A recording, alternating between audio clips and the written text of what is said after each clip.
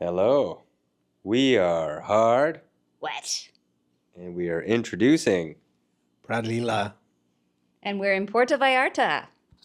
We're here to talk about music production, how you get started as a musician, and Bradley's experience as a musician, and what he's done so far and where he's going. This is our first podcast interviewing someone else. We're glad it's you. Well, I'm glad to be me here now. So, first question for you. Where did it Yeah. all begin as a musician for you? When I was 7 years old, my mother asked me if I wanted to learn to play the piano, and I said, okay. And then I didn't know what that would entail because I didn't think I would be practicing scales and learning to read music and things like that. And then I had to do it every single day. And until I was around 11 years old, 12, I think I was 12. And then I quit because I hate practicing. And then when I was 14, I thought, well, I liked rock music. I was into hip hop. I always liked hip hop. I like writing lyrics for like rap lyrics when I would between my ages of playing piano, and then the next stage, which was playing guitar.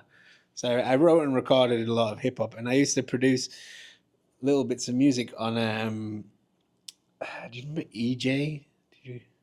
No. No, it was Might like be a UK thing. maybe Yeah. it's like a software that you had on the PC where you just like drag clips okay. in and make like a track, and then I would record onto a cassette tape using a karaoke machine the lyrics onto this cassette. And then when I was about 14, I decided that if I played guitar, I'd probably be more likely to get girls. And so I learned all of these like Green Day songs and Blink-182 songs and things like that. And I thought I was amazing at guitar when I was really bad at it, but I played it over and over again, and I just was obsessed. And I did get girls, so it did work, but it wasn't as miraculous as I'd hoped. Well, I definitely feel like it's easier to carry around a guitar than a piano. When you were Yeah. practicing piano, was it one of those stand-up wood pianos? It was a Yeah. bright piano, yeah. Yeah, I don't think you could carry that thing around at a park and woo ladies with it. No, Well, maybe if you had a couple friends helping you, but then they would also need some ladies too. my mom had a harmonium, which is like when we say harmonium, most people probably think of the Indian style, like almost like accordion like thing. But my mom had this big organ with foot pedals, like you had to pump like this while you were playing, and it sounds like a church organ. It was like an old school portable. It's not portable, church organ. And yeah, that would be really hard to take to the park and play. It's very dramatic, though. I think it'd be quite cool. I don't know if it would get the girls, but it would definitely it would be a good YouTube video. So, did you start writing your own songs soon after that? I wrote songs since I started writing songs when I was about 10, probably. Just because I was always like, so, before we were recording, you spoke about sort of creativity and what it takes to be creative, or how to, and I don't know because I always have been creative. So I wrote songs. I actually remember writing songs when I was like really small, and I had notation paper, and I was trying to score, and I didn't know how to write music really, but I was trying to compose music with the piano. And then and I wrote lyrics pretty much when I got into hip hop. So then I recorded when I was 11. I had a lot of like really terrible lyrics, but like terrible, like as in like explicit for like 11 years old, and like having these really explicit lyrics because I was listening to like, I don't know, Dr. Dre and Snoop Dogg and stuff.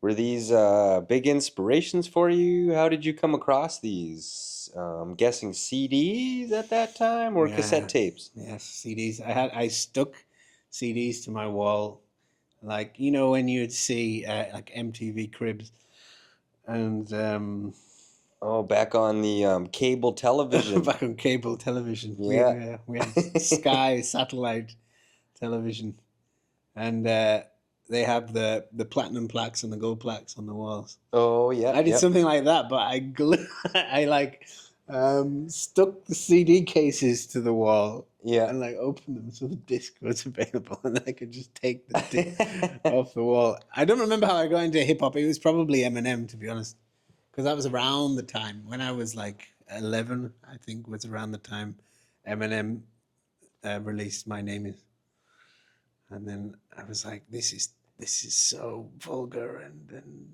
violent and You know, I remember despicable. listening to that too. We had those anti-skip Walkmans. They'd still skip though. You kind of Yeah. had to hold it like Yes. this. And we were on the bus. We both had one headphone in, and we're listening to Eminem's album there. And if the bus would hit a bump, we would kind of try to move the CD with it, because if we didn't, it would still skip, even though it said anti-skip. But I have no clue what the non-anti-skip ones were. They would just shake the thing up. Yes, I had the Slim Shady LP on cassette on tape. I remember I was on a flight. I think I was coming back from Florida, and I was listening to it, and you know, like the tape would run out of battery, and there was that track. I never meant to give you mushrooms, girl. I never meant to bring you to my well. And it was like, oh, never meant to give you mushrooms. Oh yeah, That just doesn't happen slowing anymore. down, lo-fi. So then you're writing your explicit lyrics and you're doing your songwriting. Yes, What was thanks. your first show experience like? Ah, Oh, for sure. first show. Gotta go way back. I know. I don't really remember. I don't really remember. Just digging deep. I had a band with. Sorry. Were you getting paid, or did someone just bring you along? Were you an opener, or you just kind of jumped on stage in the middle of something? There was a youth project in a neighboring town. The town is Cockermouth. I thought you might enjoy that. name. Cockmouth. Wow. Yes. There was Hard Wet might have to go there. yeah. Hard Wet should perform in Cockermouth. They have a festival called Cock Rock as well.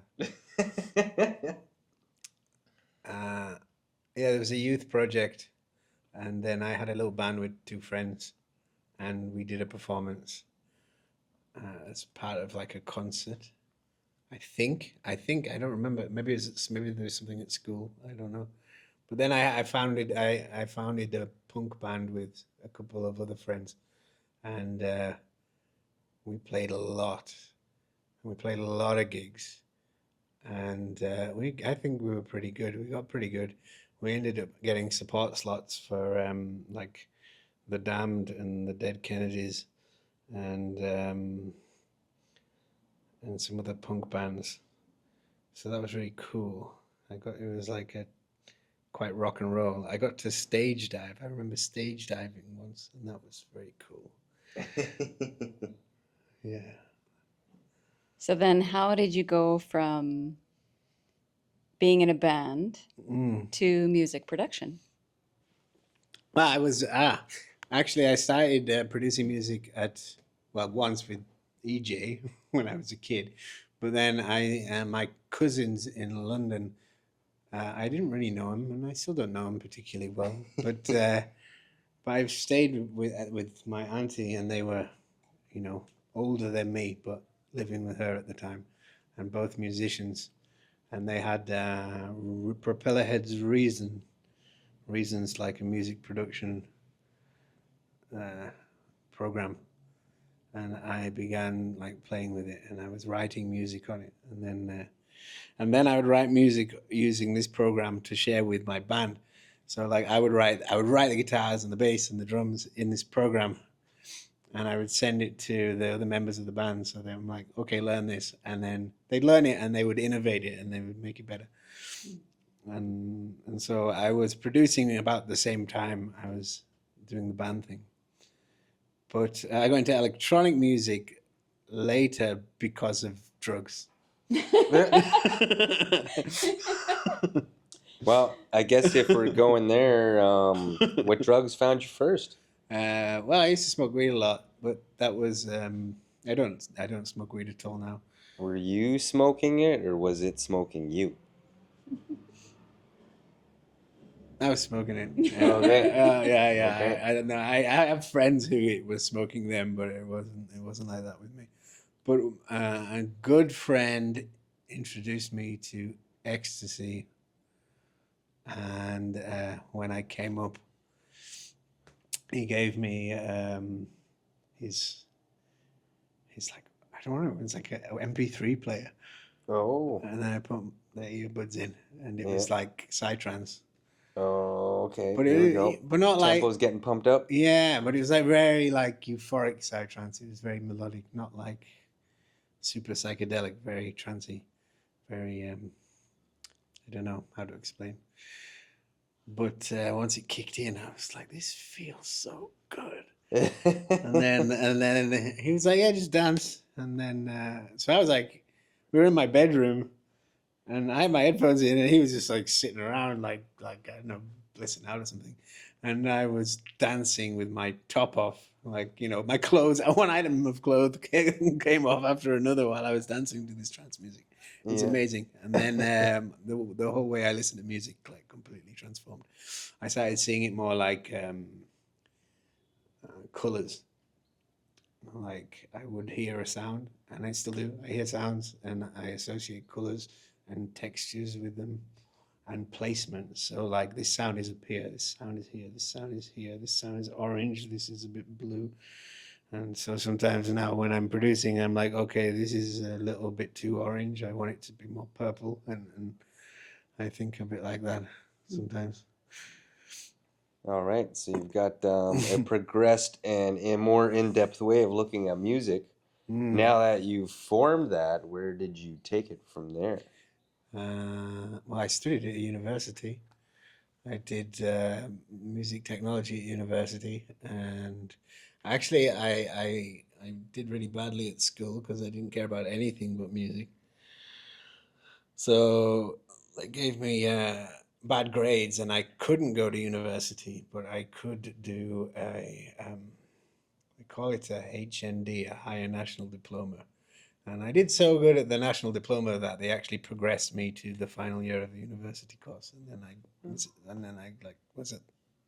I wasn't at the top of the class because there was this one guy who was like a genius, but I was close.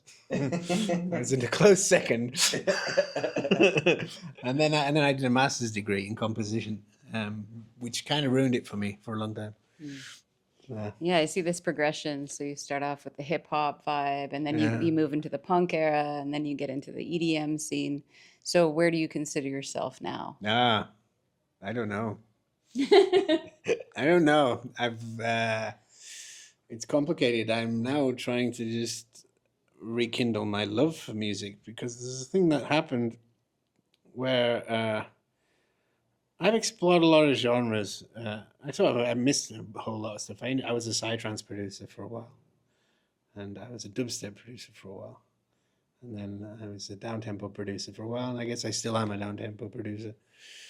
And I've had a bunch of bands in between. Um, but I guess I've explored so many styles. Uh, I find them so predictable, and it's kind of taken some of the magic out. So, like the things that inspire me are often quite abstract. I listen to a lot of like drone music and ambient music and stuff in weird time signatures, stuff that's like not necessarily easy to dance to. But for me, it's interesting because it's a little different. And then I like music from around the world. I like Indian classical music is really really powerful, really really amazing. And the musicians are really skilled, and I like jazz a lot more. I never used to like jazz. Now I like jazz. I lived with a jazz musician for a few years, and he was like so dedicated to his practice that I'd never seen. Well, I was never that disciplined, and he would practice 2 hours a day just doing the same patterns over and over again, just in different keys. And being around him, I realized like he knew music way more than I did, and he thought he didn't know music that well. So I've come to realize that there's a couple of things. So like I guess I like music more, a lot more now. I'm a kind of like what do you call it, like a musician's musician. I'm into music for musicians, I suppose, more than music for public consumption. If that makes sense. Yeah, in the short time that we've been here, I've been watching you make 2 or 3 different songs. You're always kind of messing around on the piano right here. I think it's kind of cool what you have going on just behind your chair here. Tell us a little bit about that. Okay, this is in Indian classic. I'm studying to sing Indian classical music, or actually just to learn how to play in an Indian classical style. And so these are just patterns that I've been sort of rehearsing and drilling, so that it becomes muscle memory, intellectual memory, so that so I will know this note is always the first of the scale, sa, sa, and then in like in the Western system, you have do, re, mi, fa, sol, la, ti, do. In Indian classical music, it's sa, re, ga, ma, pa, da, ni, sa. So that's what all these basically. These are the names of the notes. Sa, ma, re, ga, re, sa. So this is like a pattern that I'm just going to repeat over and over and over and over again until I memorize it. And by memorizing, I'll memorize what note is which. So the idea is that I always know what note I'm singing if I keep drilling these sort of things. Yeah, it's been very entertaining to watch you go through your drill. It kind of reminds me of the jazz player you were talking about, going through your patterns and Yeah, getting that into some solid memory. that's what I'm thinking about. That's why it inspired me to do that. I think, like witnessing him do it. He also trained his ear. Like he would listen to like a chord, and then he would. We had like software. Hear a chord, and then he would play the chord back, just by ear, so he could hear this thing. He was training himself to have perfect pitch. Now we actually have a friend who has perfect pitch, which is another thing. You can hear a chord, and then he's like, "That's a D major seventh flat 5." You can just hear it, and that's that. I don't know. I don't even know how that's possible. Yeah, so in your past experience, you've been able to mix with a whole bunch of different types of musicians, and you still do here in Puerto Vallarta all the time. What do you find inspires you most about playing live shows?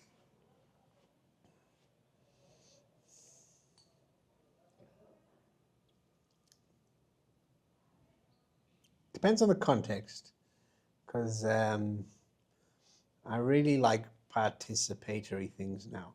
One of the things that ironically, I say that I listen to music that's for musicians. I also like just really simple stuff, like singing circles, like people singing together in unison. I think that's really nice, and I think it's really good for us. I think it like. I was reading that I was for some reason obsessed with. I'm obsessed with like neurochemistry at the moment, and I was reading about oxytocin and how we generate oxytocin, and I was thinking like, how can I increase my level of oxytocin? It's like a social lubricant. It's a way of like, it feels nice to feel like love or like that kind of connection. I mean, MDMA is the most obvious like way that oxytocin is like released in a massive way, but apparently singing with other people releases oxytocin. So I thought that was really cool. It's like, well, maybe that's a good reason to sing with other people. So I like kirtan and circle singing and medicine music at like ceremonies and things like that. I find that inspiring as like a live music thing. In terms of shows out and in public, I haven't done it in quite a while.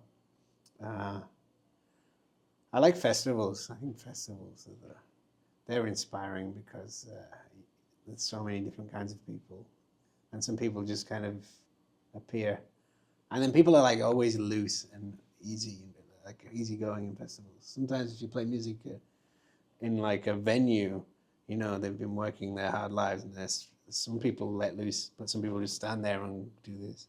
And I have to admit, I'm one of those people that just stands there and does that as well. It takes me a while to dance. Like I kind of warm up, and then I'm like, no one can make me dance. I don't like that. Don't make me dance. Just wait. It'll come out, and then the next thing, I'm dancing.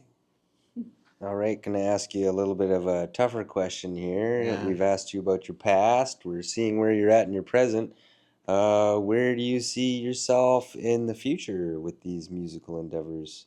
Eventually, you're gonna get all of that pattern down pat. Mm. Where are you gonna go with it? You've got a few songs I've seen you've been making too. You're gonna release those. Maybe you got a festival you're gonna go perform at, or at least just bob around and do the thing. Stand at the back and nod my head and listen and be like, oh, that was interesting. I wouldn't have done it like that, but that was interesting.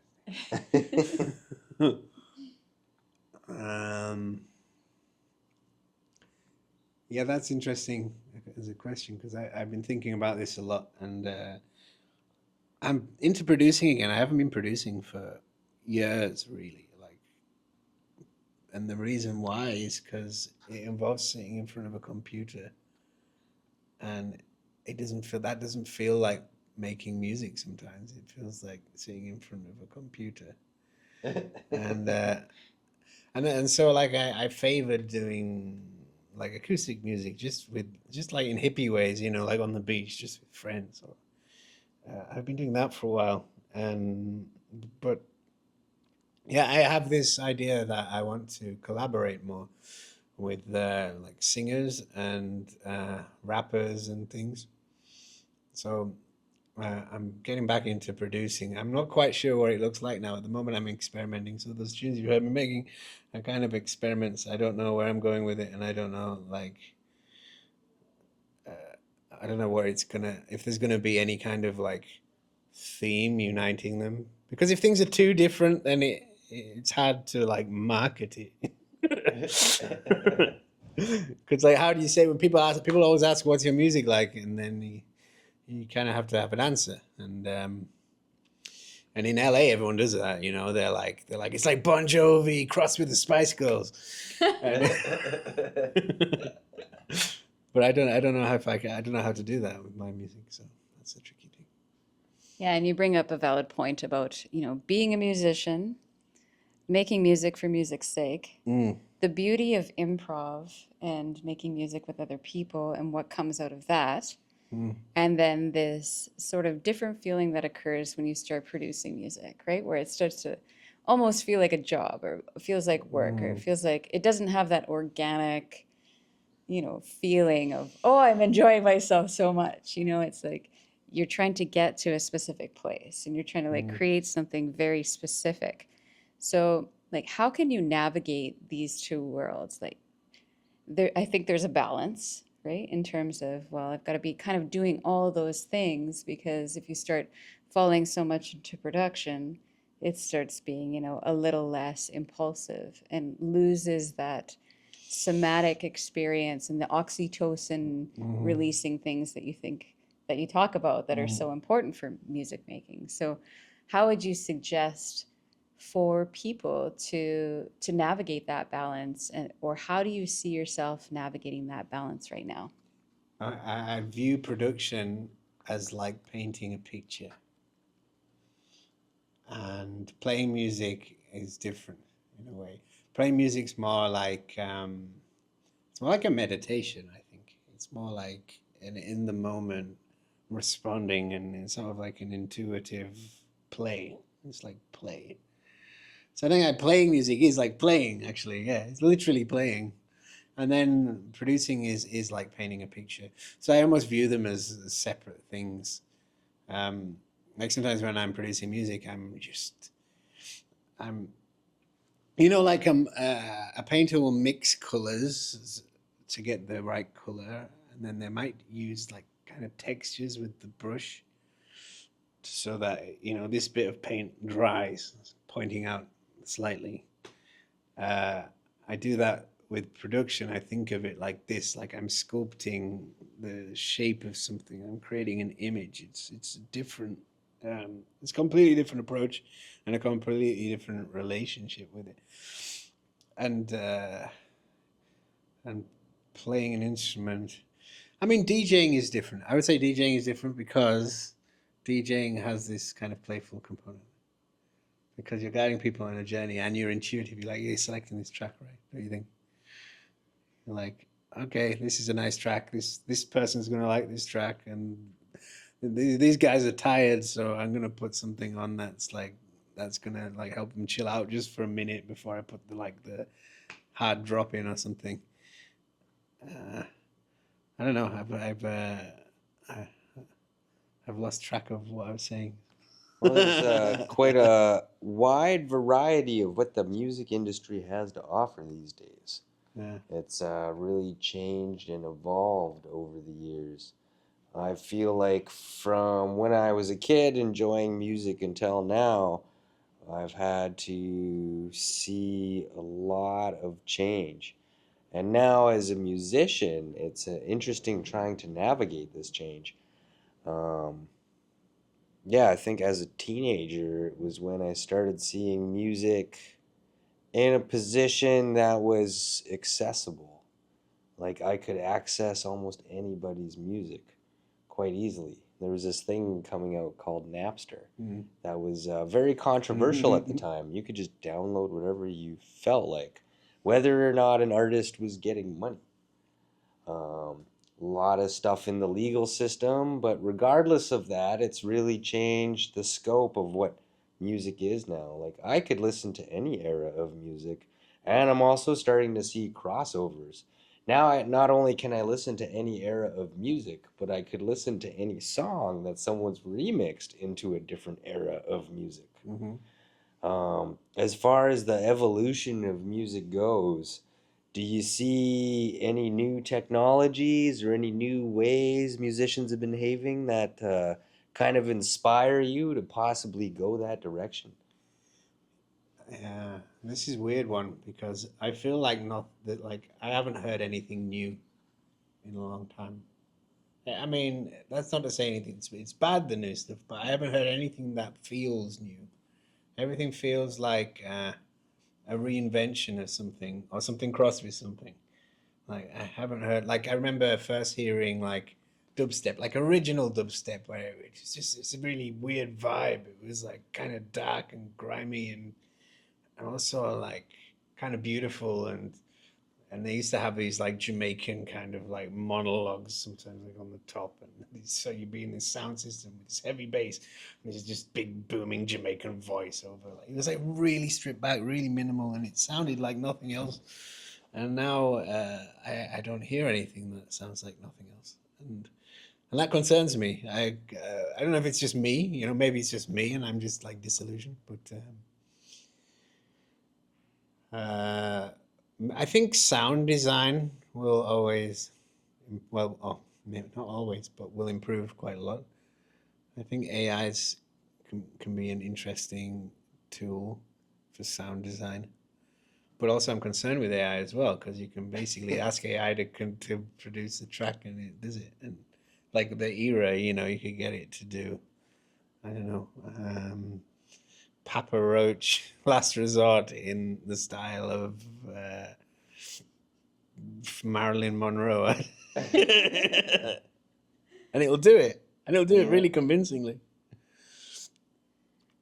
I know you've mixed with some prominent people that people know about and whatnot, and you haven't talked much about your experience in your past producing with some big names and whatnot. And I'm curious about your experience working in that realm or like that level or caliber of musicianhood that may be looked upon from like regular society, where it's like, oh wow, you've done this thing, like what your experience was doing that thing, not only being asked to take part in doing that thing, but after doing that thing, whether you want to mention it or not, is that something that you would strive to do again? And why not, or why? Uh, well, I mean, I don't know. I think my claim to fame was more when I was younger, to be honest. I had some the like some of my music spread quite a bit, my electronic music, but I was always very anonymous with that, and so some of my music spread out, but nobody knew what the person behind it looked like, you know. But when I was in the punk band, that was interesting because I was meeting really famous punk bands, and I don't know. I mean, I've met quite a few producers as well, pretty well known producers. There's just something very ordinary about everybody, and it's a business at the end of the day. When people are making a living out of it, it's a business, and people are really professional, like for the most part. Even these punk bands, you know, you think punk rock, everyone's so rebellious, and they're not. Still got to make your dollar bills. They're still, yeah. Might have to pay some rent, or at least pay for the beer I just drank. Yeah. I Well, but the younger bands are like still on the. They were anyway. They were on the politely They were on the sesh. aggressive. A lot. But I'm curious about the second part of the question was, Yeah. is that something that you would strive to do more of? Oh, sorry. Yes. Yeah, or not. Depend. For me, if I'm inspired enough by somebody, sure. And if I was, yeah, because I was at like I was invited to this festival last year in Morelia with Travis, Soul Disciple, and we were kind of with the Dub Effects was there, and a couple of other musicians. That was very inspiring. I felt like after spending time with those people, it was really fun. I felt like producing more, and it would be nice to be in that world a little bit. It's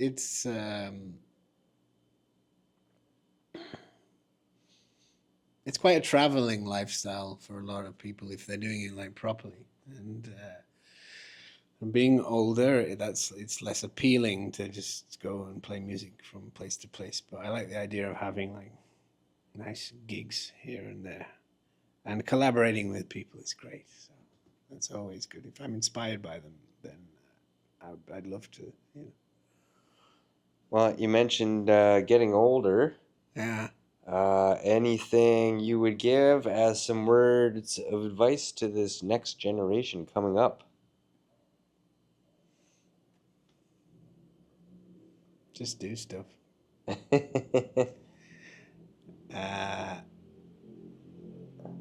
Okay, well, if I could give myself advice when I was younger, especially when I was Yeah, ask producing, younger Bradley. What's up?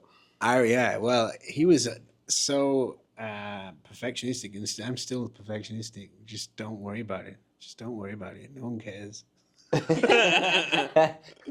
No one cares how meticulously you crafted that one sound. No one gives a shit. Just do it. Just do the thing, and share it, and share it, and share it, and share it, and share it. And I wish I did that when I was younger. It's been a very slow process for me because I was so perfectionistic, and actually it held me back in a lot of ways. I feel like that kind of brushes up on our theme that we've been building up here in this past week. Is bring out your weird. Well, and also it's good advice to you now as I see you meticulously crafting all week these tracks, you know, like it's definitely still there for you. So it's like Yeah. you're giving yourself your own reminder, right? Yeah. Because he makes beautiful music. So I'd like to kind of wrap up this conversation with how can people find you and how can they hear your music? Well, my electronic music's been quiet for a while, but if you Google Bradley La, or if you Google Bradley La and go to Spotify, you'll find some hip hop music I made as a band called Cosmic Soup. And you can you Google Igloop for my old down tempo project. I have an ambient project that's available called Knowledge Holder of the Diamond Sky. I'm not sure what the next release, what name I'm going to release it under. I might go with just Bradley Burns, which is like my actual name. All right, Mr. Burns. Well, we'll make sure to add some of those links on in the description. Let's end this with bring out your weird. Bring out your weird. Bring out your weird.